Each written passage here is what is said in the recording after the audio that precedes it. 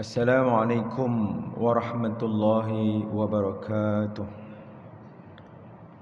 Bismillahirrahmanirrahim. Alhamdulillahi rabbil alamin.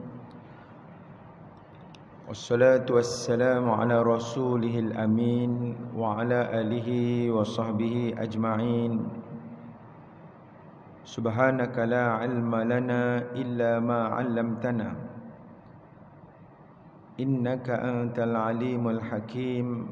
La hawla wa la quwwata illa billahil aliyyil azim. La hawla wa la quwwata illa billahil aliyyil azim. La hawla wa la quwwata illa billahil aliyyil azim. Amma ba'd. Yang dimati Tuan Imam, Tuan Bilal, Tuan Siak, ahli jawatan kuasa, para pemimpin masyarakat di semua peringkat, ayahanda bunda, alumni jamaah haji, bakal jamaah haji, bakal-bakal ahli syurga, diselamatkan dari murka dan api neraka. Apa khabar semua?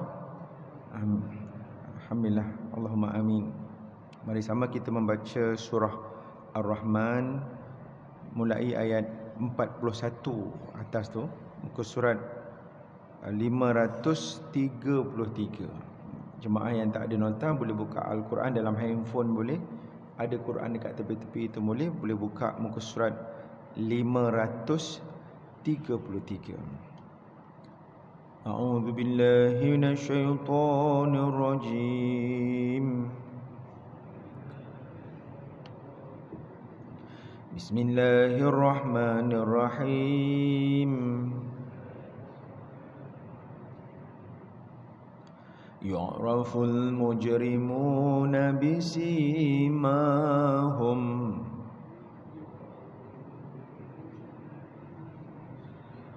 fayu'khadhu bin nawasi wal aqdam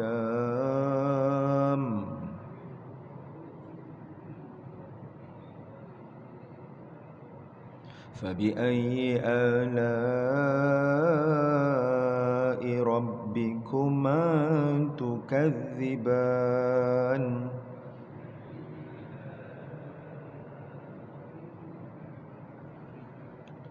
Hadhihi jahannamu allati yukadzibu bihal mujrimun.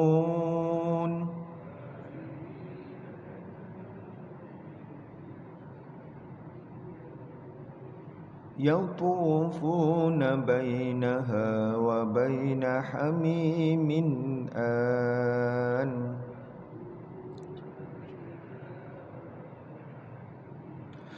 Fabi'ayyi ala'i rabbikuma tukadziban.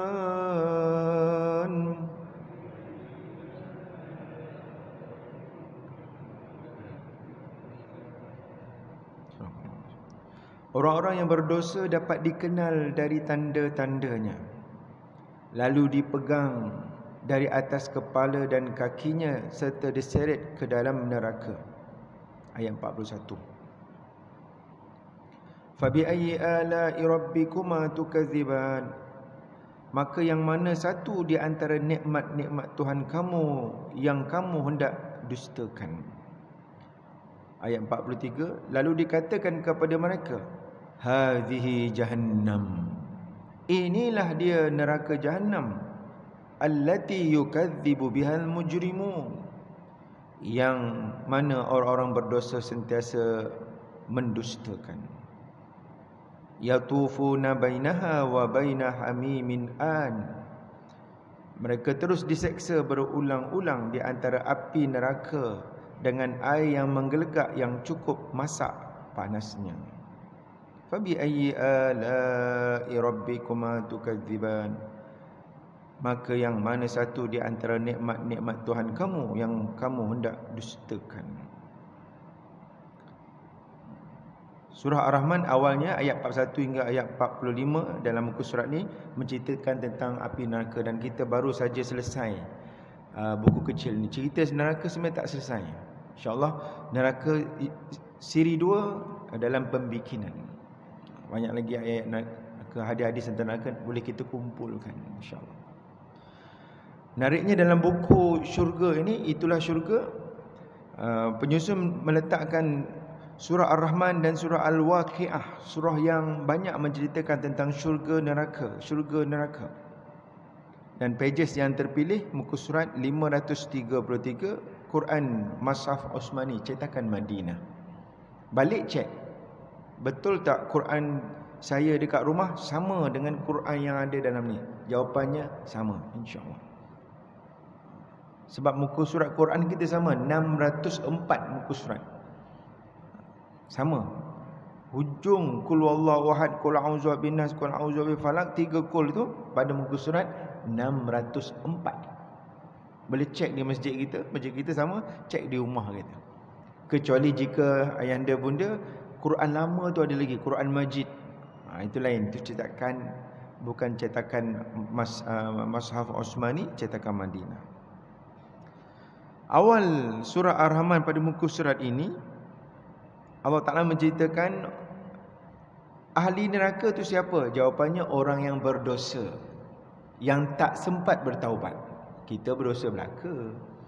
Dosa belaka, mata berdosa, telinga berdosa, tangan berdosa, dosa belaka.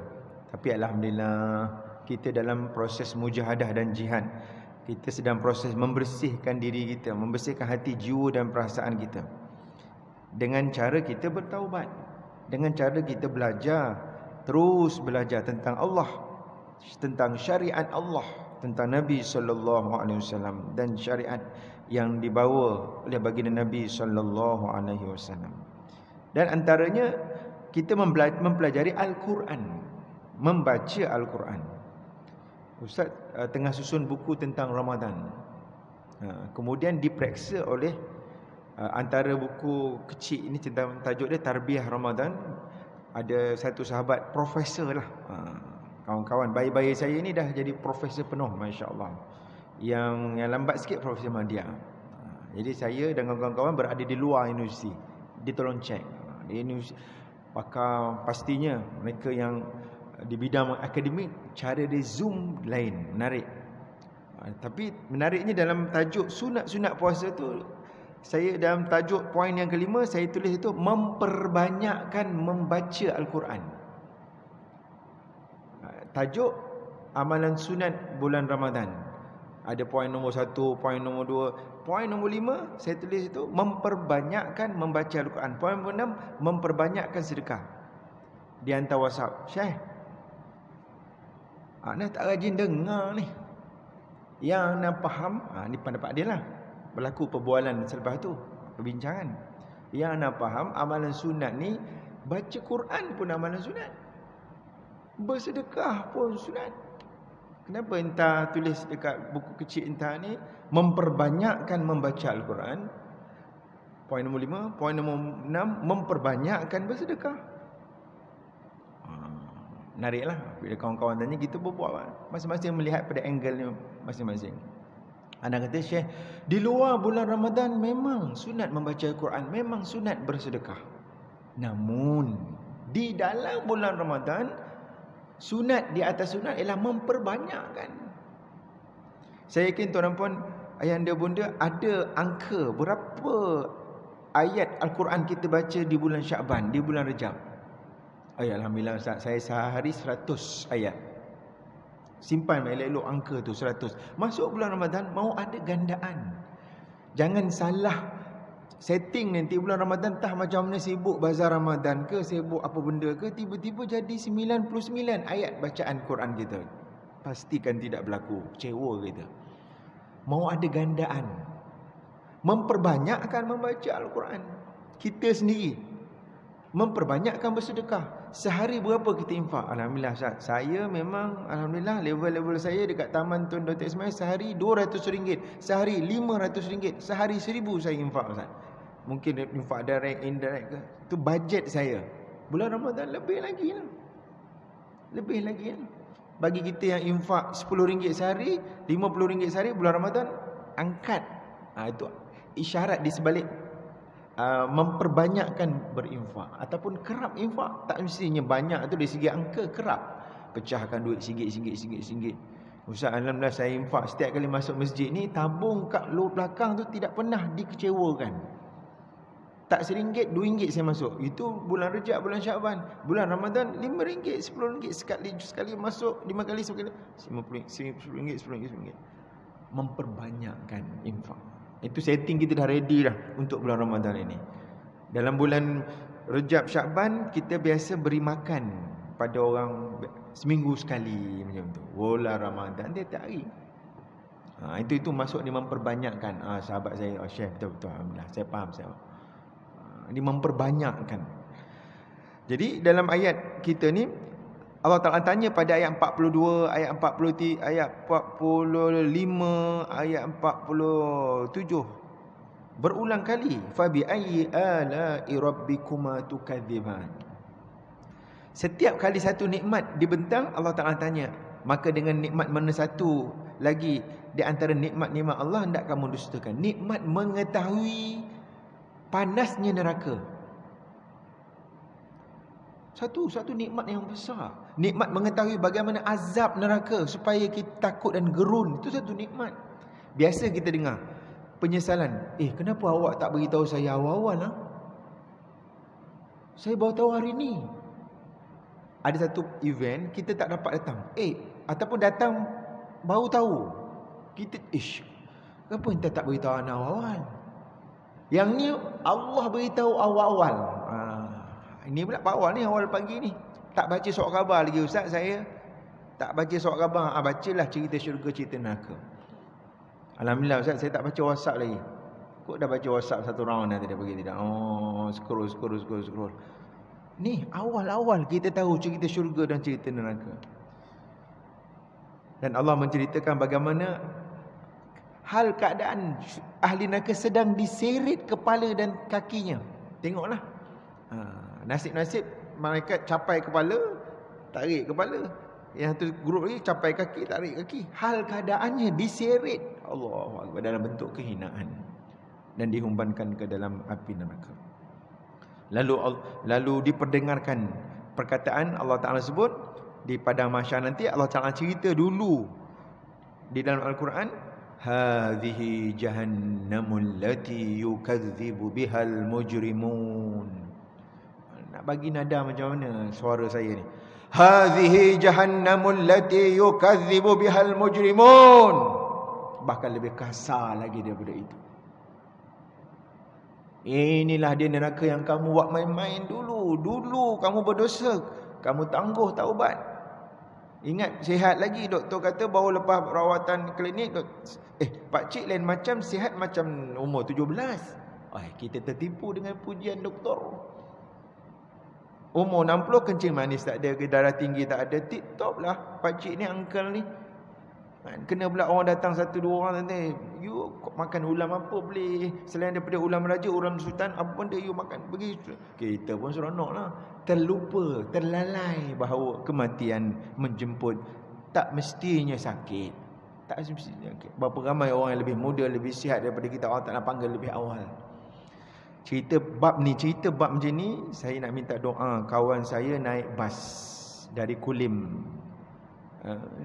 ke Kuala Lumpur. Pemandu bas mengantuk. Allahu Akbar. Pukul 2 pagi. 2 pagi. Bas tu ialah takdir lah. Berlaku satu kemalangan dekat Ipoh. Satu kemalangan di Ipoh. Bas terbalik. Punya ramai penumpang bas tu, dalam 30 orang, 2 orang, seorang perempuan cedera parah di pinggang, kawan baik saya cedera parah di kepala, tak sedar lagi. Allahumma yashfi au shifaan la yughadiru saqama. Ini minta jemaah, lepas ni kita doa sikit syifa untuk sahabat saya. Masih lagi tidak sedar diri, di ward kecemasan ICU. Semalam dapat ziarah, tengok. Allahu Akbar. Tuan-tuan sidang jemaah mati dikasihi Allah, orang baik, kita tahu dia baik, kita mencemburui. Allah Ta'ala sedang angkat kedudukan dia. Kita tahu dia orang baik, kita tahu. Allahu Akbar. Kemudian ayat 43, masya-Allah tabarakallah. Ayat 43, ayat 44, Allah Ta'ala cerita lagi detail bagaimana keadaan ahli neraka itu diseksa. Mereka terus diseksa berulang-ulang di antara api neraka dengan air yang menggelegak, cukup masak panasnya. Allahumma ajirna minan nar, Allahumma ajirna minan nar, Allahumma ajirna. Ternyata sebelum kita berbicara tentang syurga, kena cerita juga neraka juga. Kaedah dia, wa in minkum illa wariduha kana ala rabbika hatman maqdiyya.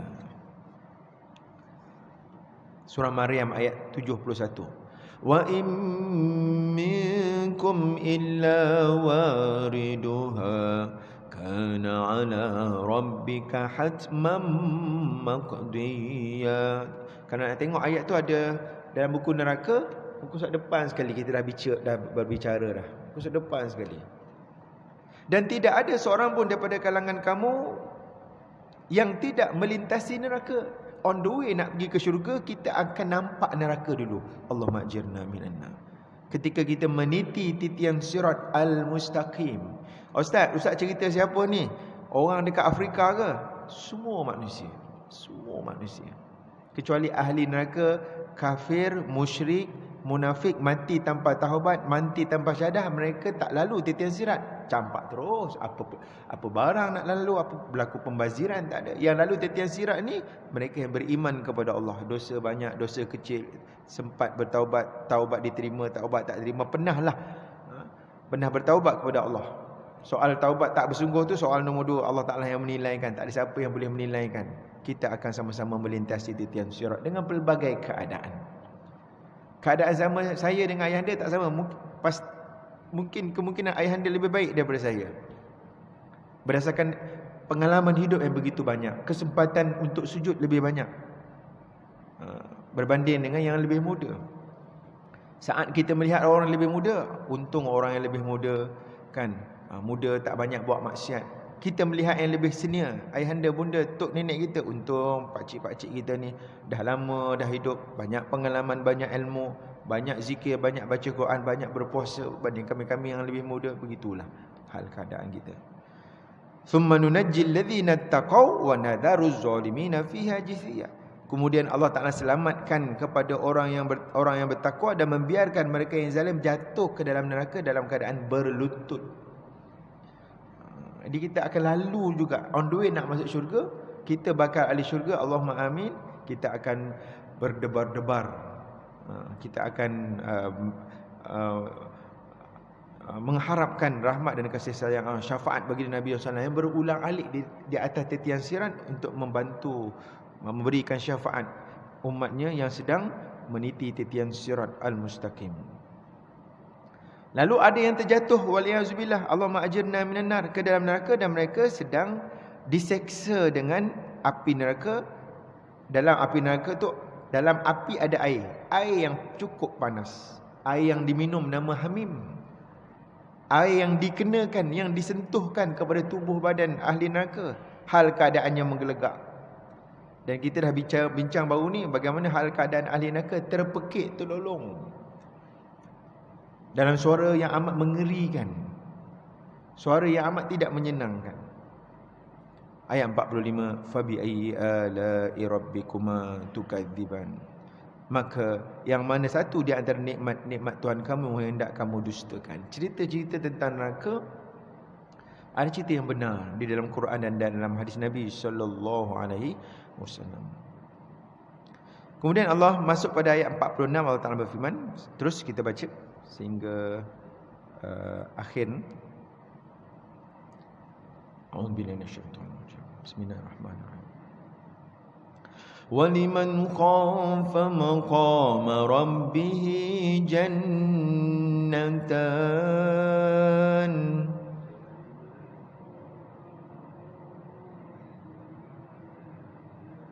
فَبِأَيِّ آلَاءِ رَبِّكُمَا تُكَذِّبَانِ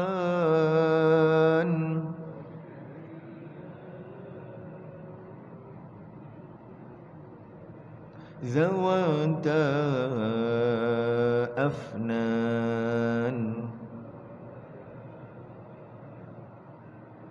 فبأي آلاء ربكما تكذبان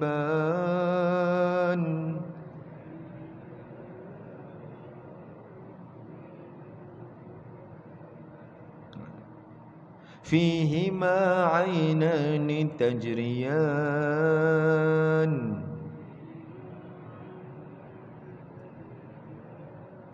فبأي آلاء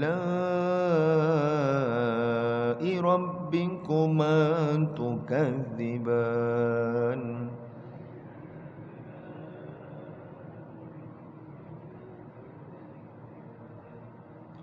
فيهما من كل فاكهة زوجان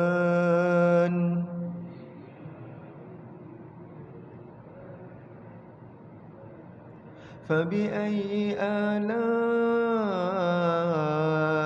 ربكما تكذبان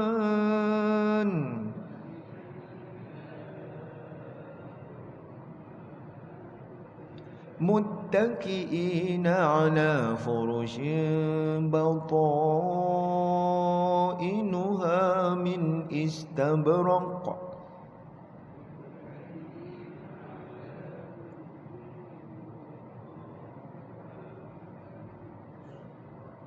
وجنى الجنتين دان فبأي آلاء ربكما تكذبان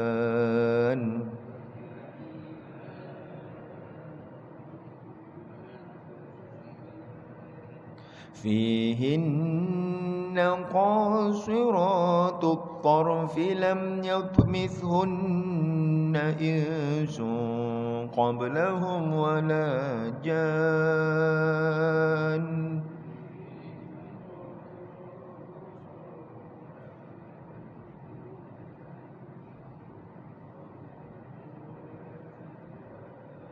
فبأي آلاء ربكما تكذبان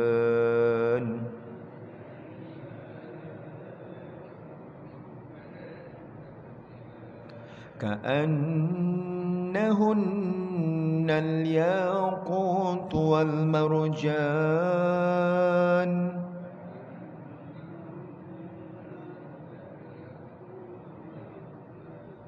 فبأي آلاء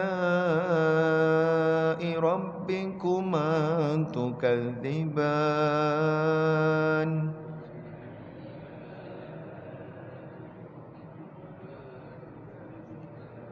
هل جزاء الإحسان إلا الإحسان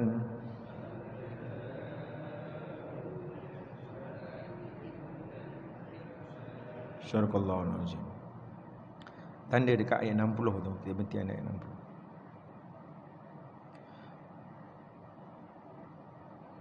Ayat 46 Allah Ta'ala menerangkan hal keadaan mereka. Ahli syurga tu siapa pula? Ahli syurga ni hal keadaan dia sentiasa takut, bimbang, berhati-hati dalam hidup dia, berhati-hati memandang, berhati-hati bercakap, berhati-hati tekan enter, berhati-hati membuat keputusan, berhati-hati nak sign barang-barang ni, nak sign ni apa benda ni, berhati-hati kan. Ittaqullah, berhati-hati. Sayyidina Umar menggambarkan orang bertakwa pada Allah ni seumpama berjalan yang di satu jalan kita pandang bawah nampak ada duri, nampak ada kaca, nampak. Kita sangat berhati-hati dalam setiap saat dalam kehidupan kita. Sangat berhati-hati. Lebih-lebih lagi kita yang diberikan amanah, cakap kita, dasar kita, tekan enter kita punya buat keputusan tu memberi impak yang sangat besar. Kan? Sebab tu ada syura, ada bermesyuarat. Kita bermesyuarat insya-Allah. Yang bahaya ni kita buat keputusan seorang, bahaya. Kalau mesyuarat insya-Allah. Mesyuarat ni ramai-ramai. Kita tengok pelbagai angle. Tengok itu kelebihan mesyuarat. Kena pula sebelum mesyuarat ada doa. Lepas mesyuarat pula ada solat hajat. Kita buat keputusan besar ni. Masya-Allah. Kan? Jadi Allah Ta'ala gambarkan hal keadaan ahli syurga ni, mereka yang sentiasa mengingati Allah dan mengingatkan hari kiamat, hari akhirat. Dan orang yang takut akan keadaan dirinya di mahkamah Allah untuk dihitung amalnya, disediakan baginya 2 syurga. Sifat ahli syurga yang pertama ialah sentiasa ingat perhitungan di padang mahsyar. Kita akan berdiri di padang mahsyar 50,000 tahun. Lebih lama daripada hidup kita di dunia. Ustaz, berbaloi ke nak ingat apa-apa sikit-sikit nak ingat akhirat, sikit-sikit nak ingat akhirat? Berbaloi lah, apa tak berbaloinya? Berdiri di padang mahsyar sahaja 50,000. Waktu tu saya yakin saya dan sidang jemaah akan geleng kepala kalau aku tahu lama je berdiri ni. Kan, kita akan cakap beginilah. Saya bercakap mudah-mudahan kita sama-sama. Aku akan infak seluruh hartaku pada jalan Allah. Dan pernah berlaku saya nak Abu Bakar infak seluruh harta dia. Ada manusia yang bahkan dalam hidup kita sekarang ni pun mungkin ada dia sudah menginfakkan seluruh hati, jiwa dan raganya untuk perjuangan Islam. Bukan bermaknanya lepas dia infak tu dia tak sarapan pagi ni dia tak ada makan. Ada orang yang menginfak seluruh hartanya, hati tenang, hatinya rezeki dia lagi melimpah. Kita faham nak kena infak lah Ustaz, saya nak tinggal mana? Orang faham macam tu. Faham betul-betul falsafah wakaf tu macam mana. Bukan bermakna lepas kita infak tu miskin. Tak. Itu salah faham. Itu kena tajuk lain. Panggil pakar-pakar wakaf kita. Apa maksud wakaf? Apa maksud? Sebahagian daripada tuan dan puan saya yakin sudah pun menginfakkan sebahagian daripada hatinya untuk mahat tahfiz. Masya Allah. Masya Allah. Saya peribadi, anak sulung saya hafal Quran. Anak yang kedua hafal Quran. Anak ketiga dalam proses. Saya dapat rasakan bagaimana. Saya tak boleh bayangkan ayahanda bunda kita yang buat tahfiz. Saya tak boleh bayangkan macam mana gembiranya. Kan? Yang secara resmi ataupun kita ada infak. Pastinya lagi lapar. Dan mungkin kita akan cakap, kalau Allah tahu nikmat ini lagi awal 10 tahun yang lalu, 20 tahun yang lalu kan elok. Kita nak lebih awal buat amal-amal kebaikan. Tapi tak apa, alhamdulillah syukur dari ujung-ujung usia ni ada kesempatan buat amal baik. Mudah-mudahan dapat menghapuskan kesilapan dan kelalaian yang pernah berlaku dulu masa muda-muda dulu. Ini kesempatan yang Allah Ta'ala berikan kepada kita. Namun poin yang asas ahli syurga ni sentiasa teringat bagaimana nasibku nanti di padang mahsyar. Allah Ta'ala pandang ke wajahku ni, punya ramai manusia, punya ramai umat Nabi Muhammad SAW. Adakah Nabi Muhammad SAW terpandang wajahku ini? Allahu Akbar. Dia sentiasa memikirkan hari akhirat. Berbaloilah. Biasa kita dengar, Syekh entah kerja ni. InsyaAllah nanti anak nak masa lepas anak pension, anak senang sikit. Nak masa lepas pension tu. Pangkat ayah anda bunda, alhamdulillah. Berapa ramai kawan-kawan ayah anda bunda yang tak sempat pension pun. Sama-sama dalam servis meninggal. Kawan kita ni meninggal setahun sebelum pension, tak sempat makan duit pension. Kita sendiri sebut pandai-pandai je kita tak sempat makan duit pension. Alhamdulillah kita sempat. Ayah dia bunda sempat. Masya Allah, tabarakallah. Saya tak sempat lagi, tak tahu lagi. Cemburu tengok pangkat ayah dia bunda, tengok cucu sempat. Tengok anak-anak semua dah kahwin, alhamdulillah. Satu nikmat yang sangat besar, dapat melihat sendiri cucu-cucu. Masya Allah, Masya Allah. Kami yang muda-muda tak tentu lagi. Belum ada kesempatan lagi. Sedang terus berdoa kepada Allah SWT. Jadi mari sama kita insert masuk dalam hati, jiwa dan perasaan kita, sentiasa teringatkan hari akhirat. Sentiasa teringatkan yang mendekat. Sebagaimana Sayyidina Osman. Sayyidina Osman dia tak cerita neraka satu hal, cerita kubur pun. Buku kubur pun insya-Allah dalam kita tengah susun. Sayyidina Osman cerita pasal kubur. Saya sentiasa fikir 4 khalifah ini, kalau tuan-tuan pergi Madinah, 4 khalifah ni, kubur siapa yang tuan-tuan boleh tengok? Tanahnya. Sayyidina Abu Bakar kita tak dapat tengok sebab makam Sayyidina Abu Bakar bersebelahan dengan makam baginda Nabi sallallahu alaihi wasallam. Mana mungkin kita boleh selak masuk dalam maqbarah, makam yang mulia, makam baginda Nabi sallallahu alaihi wasallam, mana mungkin. Sayyidina Umar radhiyallahu anhu, tak boleh kita tengok tanah yang ada di atas makamnya. Sayyidina Ali menjadi misteri kat belah mana. Ada yang kata di Syria, ada yang kata di Iraq, ada. Tapi kita pergi Madinah, kita berpeluang, semua berpeluang. Saya yakin yang ibu dah sampai, ibu tak sampailah. Kalau ibu boleh tengoklah tepi pagar tu, boleh nampak, boleh tengoklah atas lah, boleh tengok. Kita yang dah pergi umrah, dah pergi haji, pernah tengok kubur Sayyidina Osman, tanahnya. Allah. Saya mikir dulu lama, fikir apa hikmah dia, antara hikmah yang saya dapat ialah Allah Ta'ala suruh kita belajar tentang sabarnya Osman. Perjuangan Sayyidina Osman, sirah. Memang kita kena belajar semua sirah bagi Nabi SAW sudah tentu. Sirah Sayyidina Abu Bakar, sejarah Sayyidina Abu Bakar. Yes. Tapi antara yang dekat dengan kita ialah Sayyidina Osman. Apa cerita Sayyidina Osman sehingga dia mati dibunuh? Dia memilih untuk tidak berlawan dengan pemberontak, mengamuk. Dia ada pilihan, boleh pilihannya. Dia boleh mengarahkan tentera kerajaan lawan balik pemberontak. Sayyidina Osman memilih tidak, aku tidak akan lawan, jadi fitnah yang besar. Dia memilih kot dalam tempoh terdekat pemberontak. Oh, Islam juga. Pemberontak tu kot dia tersedar ke apa ke, supaya dia boleh tarik handbrake. Oh, rupanya tidak. Dia tetap tekan enter banyak kali, memang geramnya pecah enter tu. Berlakulah pembunuhan Sayyidina Osman dalam keadaan membaca Quran, dalam keadaan berpuasa. Allah, tingginya sabar, tingginya bersangka baik, tingginya untuk menjagakan keharmonian masyarakat. Tidak mau kestabilan negara waktu itu bergolak. Pilihlah wahai ahli politik, jangan pilih melangkabutkan masyarakat. Tenangkan rakyat. Ambil contoh Sayyidina Osman, Masya Allah. Tu kita kena buat buku lain, buku Sayyidina Osman nanti kita insya-Allah. Tuan-tuan sidang jemaah mati dikasihi Allah, sentiasa takut tentang apa yang akan berlaku di alam barzah, apa yang akan berlaku soal mungkar nakir, apa yang berlaku di padang mahsyar. Allahu akbar. Ayat 40, bagi mereka ni Allah Taala berikan dua syurga. Ini cerita pasal tafsir lah. Nanti kita ada masa kita. Dua syurga tu ada ulama kata syurga di dunia. Syurga di dunia maksud syurga huruf kecil. Dia sudah pun merasai nikmat syurga. Bahagia dia, walaupun orang tengok dia tak berapa senang, tapi alhamdulillah bahagia. Pedulilah. I tengok you macam susah lah, miskin.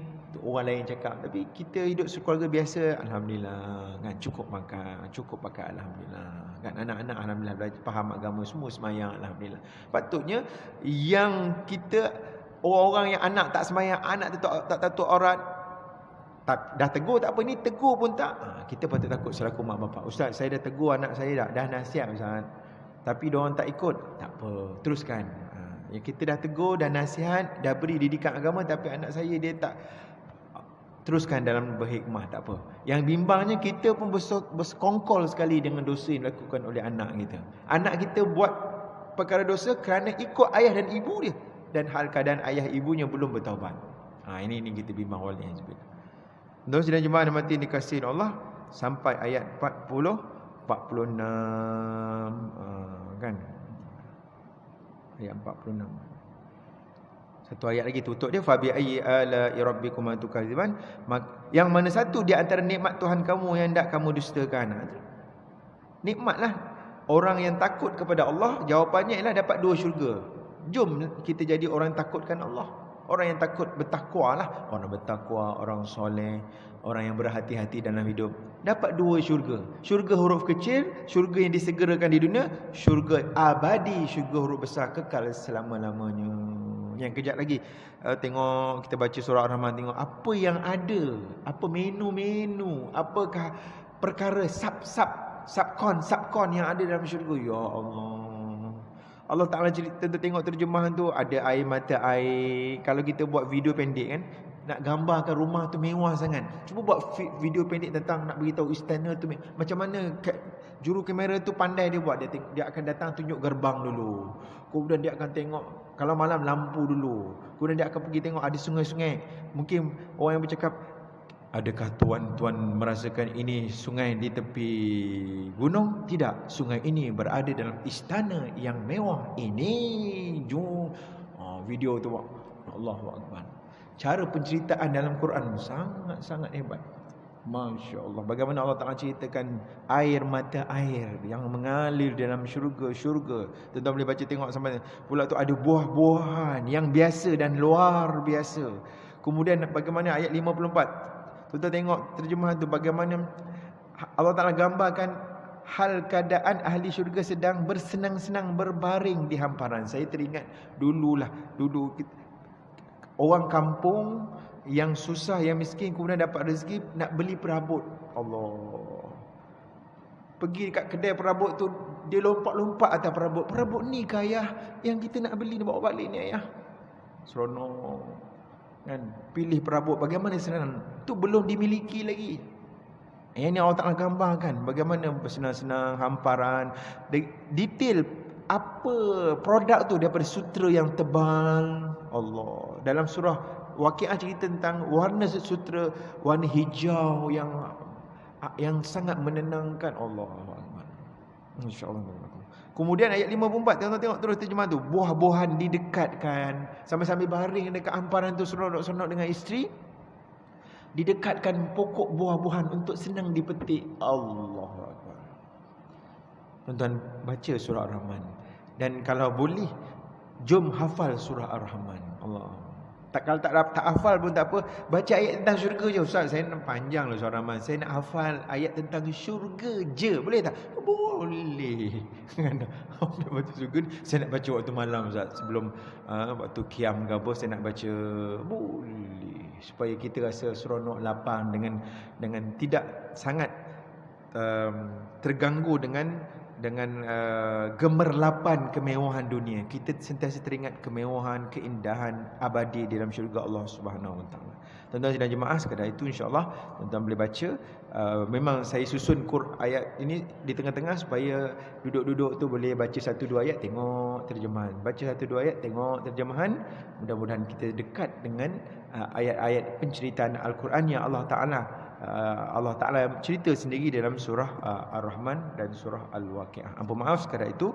Besok insya-Allah ada kesempatan kita sambung lagi. Aku qouli hadza wa astaghfirullah li wa lakum. Assalamualaikum warahmatullahi wabarakatuh. A'udzu billahi minasyaitonir rajim. Bismillahirrahmanirrahim. Alhamdulillahi rabbil alamin. Wassalatu wassalamu ala asyrafil anbiya'i wal mursalin wa ala alihi wa sahbihi ajma'in. Nas'alallahal azim rabbal arsyil azim an yashfiyana wa yashfiya mardana wa mardal muslimin wa an yarhamana wa yarham mautana wa mautal mu'minin waghfir dhanbana kullaha ya arhamar rahimin. Rabbi shfina min kulli da' wa 'afina minal bala. Rabbi shfina min kulli da' wa 'afina minal bala. Rabbi shfina min kulli da' wa 'afina minal bala. Allahumma inna nas'aluka ridhaka wal jannah. Allahumma inna nas'aluka ridhaka wal jannah. Allahumma inna nas'aluka ridhaka wal jannah wa na'udzu bika min sakhatika wan nar wa na'udzu bika min sakhatika wan nar wa na'udzu bika min sakhatika wan nar. Allahumma innaka 'afuwun karim tuhibbul 'afwa fa'fu 'anna. Allahumma barik lana fi sya'ban وبلغنا رمضان. اللهم سلمنا إلى رمضان وسلم لنا رمضان وتسلمه منا متقبلا. وصلى الله على سيدنا محمد وعلى آله وصحبه وسلم. وسبحان ربك رب العزة عما يصفون وسلام على المرسلين والحمد لله رب العالمين. Qaballahu minkum. InsyaAllah boleh nikmati waktu isyraq. Waktu isyraq ada kelebihan solat duha di awal waktu. Sallallahu alaihi wasallam Muhammad wa ala alihi wasallam. Alhamdulillah rabbil alamin.